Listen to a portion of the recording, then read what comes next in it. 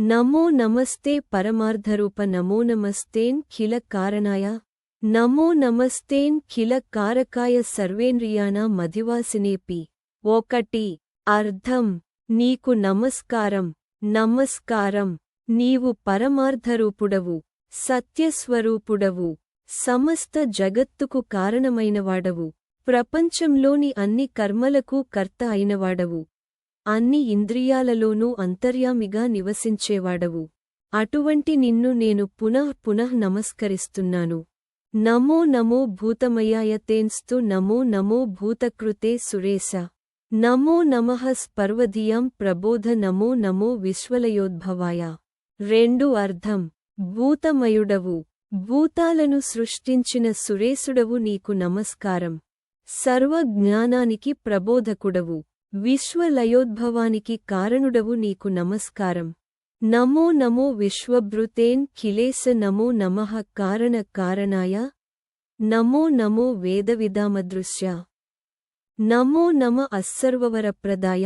3 అర్థం సమస్త విశ్వాన్ని పోషించే అఖిలేశుడా, సమస్త కారణాలకు కారణుడా, నీకు నమస్కారం. వేదజ్ఞానులకు దుర్లభుడా, సర్వవరాలను ప్రసాదించేవాడా, నీకు నమస్కారం. నమో నమో వాగవిచారభూత. నమో నమో విఘ్ననివారణాయ. నమో నమోన్ భక్తమనోరథజ్ఞ. నమో నమో భక్తమనోరథజ్ఞ. 4 అర్థం వాక్ప్రవాహం, విచారం, జ్ఞానం అన్నీ నీవే, విఘ్నాలను నివారించేవాడా, నీకు నమస్కారం. భక్తుల మనోరథాలను తెలిసి తీర్చేవాడా, దుఃఖాలను తొలగించేవాడా, నీకు నమస్కారం. నమో నమో విశ్వవిధానధక్ష. నమో నమో భక్తమనోరథేశ. నమో నమో దైత్య వినాశహేతో. నమో నమస్సంకటనాశకాయ. 5 అర్థం సమస్త విశ్వాన్ని నియంత్రించి నిర్వహించేవాడా, భక్తుల మనోరథాలకు అధిపతివాడా, నీకు నమస్కారం. అసురులను నశింపజేసి భక్తుల సంకటాలను తొలగించేవాడా, నీకు నమస్కారం. నమో నమః కారుణికోత్తమాయ. నమో నమో జ్ఞానమాయాయ తేన్స్తు. నమో నమోన్ జ్ఞానవినాశనాయ. నమో నమో భక్తవిభూతిదాయ. 6 అర్థం అపార కరోనా కలిగిన పరమోత్తముడా, జ్ఞానస్వరూపుడా, నీకు నమస్కారం.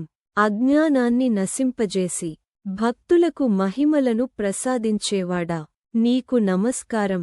నమో నమోన్ భక్త విభూతిహత్రే. నమో నమో భక్తవిమోచకాయ. నమో నమోన్ భక్త విబంధకాయ. నమో నమస్తే ప్రవిభక్తమూర్తే. 7 అర్థం భక్తుల అహంకారాన్ని, బంధనాలను నశింపజేసి విమోచనమిచ్చేవాడా, నీకు నమస్కారం.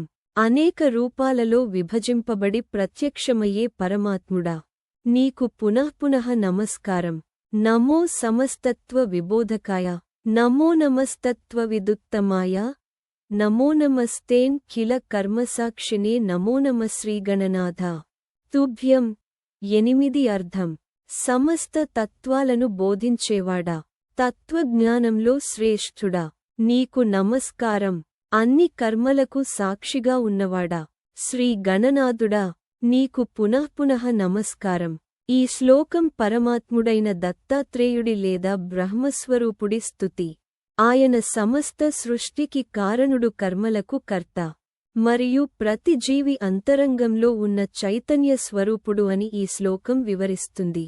ఈ స్తోత్రము భక్తి శ్రద్ధలతో పఠించేవారు, వినేవారు కష్టముల బారి నుండి బయటపడతారు అని గజాననుడు శ్రీ గణేశ పురాణం 40వ అధ్యాయంలో అభయమిచ్చాడు.